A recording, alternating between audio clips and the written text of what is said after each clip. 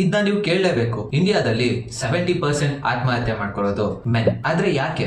ಅವ್ರಿಗೇನ್ ಕಮ್ಮಿ ಆಗಿದೆ? ಫ್ರೀಡಮ್ ಇರುತ್ತೆ, ದುಡ್ಡು ಇರುತ್ತೆ, ಅವ್ರಿಗೆ ಇಷ್ಟ ಬಂದಿದ್ ಮಾಡ್ಬೋದು ಅಲ್ವಾ? ಅವ್ರು ಯಾವಾಗ್ಲೂ ಸ್ಟ್ರಾಂಗ್ ಆಗಿ ಹ್ಯಾಪಿಯಾಗೆ ಇರ್ತಾರಲ್ವಾ? ಆದ್ರೆ ನೀವ್ ಯಾವಾಗಾದ್ರೂ ಕೇಳಿದೀರಾ ನಿಜವಾಗ್ಲೂ ಹ್ಯಾಪಿಯಾಗೆ ಇದೀರಾ ಅಂತ? ಮುಖದ ಮೇಲೆ ಸ್ಮೈಲ್ ಇರುತ್ತೆ, ಸ್ಮೈಲ್ ಇದೆ ರೆಸ್ಪಾನ್ಸಿಬಿಲಿಟೀಸ್ ಇರುತ್ತೆ, ರೆಸ್ಪಾನ್ಸಿಬಿಲಿಟೀಸ್ ಇದೆ ತುಂಬಾ ಜನ ಸೈಲೆಂಟ್ ಆಗಿ ಬ್ರೇಕ್ ಆಗ್ತಾ ಇದ್ದಾರೆ. ಆದ್ರೆ ರೀಸನ್ ಏನು? ಈ ಸೊಸೈಟಿ ಚಿಕ್ಕ ಹುಡುಗ ಇದ್ದಾಗ್ಲಿಂದನು ಹುಡುಗರು ಅಳಬಾರ್ದು, ಸ್ಟ್ರಾಂಗ್ ಆಗಿರ್ಬೇಕು, ಎಲ್ಲಾನು ಒಬ್ರೇ ಹ್ಯಾಂಡಲ್ ಮಾಡ್ಬೇಕು ಅಂತ ಹೇಳಿ ಹೇಳಿ ಹುಡುಗರಿಗೆ ಅವ್ರ ನೋವು ಎಮೋಷನ್ಸ್ ನ ಮುಚ್ಚಿಟ್ಟು ಸೈಲೆಂಟ್ ಆಗಿರೋದೇ ಅಭ್ಯಾಸ ಆಗ್ಬಿಟ್ಟಿದೆ. ಹುಡುಗರ ಎಮೋಷನ್ಸ್ ಗೆ ಬೆಲೆನೇ ಇಲ್ಲ. Financial pressure, family expectation, job loss, loneliness, relationship breakdowns, ಇದ್ರ ಬಗ್ಗೆ ಎಲ್ಲ ಎಲ್ಲಿ ಯಾರತ್ರನಾದ್ರೂ ಹೇಳ್ಕೊಂಡ್ರೆ ನನ್ನ ವೀಕ್ ಅನ್ಕೋಬಿಡ್ತಾರೆ ಅಂತ ಯಾರು ಮಾತೇ ಆಡೋಲ್ಲ. ಮೋರ್ ಓವರ್ ಯಾರು ಕೇಳೋದು ಇಲ್ಲ, ಕೇಳಿದ್ರು ತುಂಬಾ ಬೇಗ ಮರ್ತು ಬಿಡ್ತಾರೆ ಅಥವಾ ಇಗ್ನೋರ್ ಮಾಡ್ಬಿಡ್ತಾರೆ. ಹುಡುಗ ಅಲ್ವಾ ಅವನೇ ಹ್ಯಾಂಡಲ್ ಮಾಡ್ಕೋತಾನೆ ಅಂತ. ಇದೆಲ್ಲ ಸ್ಮಾಲ್ ಇಶ್ಯೂಸ್ ಅಲ್ಲ, ಡೇ ಬೈ ಡೇ ಇದು ಹುಡುಗರನ್ನ ಡೆಸ್ಟ್ರಾಯ್ ಮಾಡ್ತಾ ಇದೆ. ಇವತ್ತು ಇಂಟರ್ನ್ಯಾಷನಲ್ ಮೆನ್ಸ್ ಡೇ ಸೆಲೆಬ್ರೇಟ್ ಮಾಡೋದಲ್ಲ, ಅವೇರ್ನೆಸ್ ತರಬೇಕು. ನಿಮ್ ಹತ್ರ ಇರೋರಿಗೆ ಅವ್ರೆಷ್ಟು ಇಂಪಾರ್ಟೆಂಟ್ ಅಂತ ಹೇಳಿ ಮತ್ತೆ ಹೇಗಿದ್ದೀರಾ ಅಂತ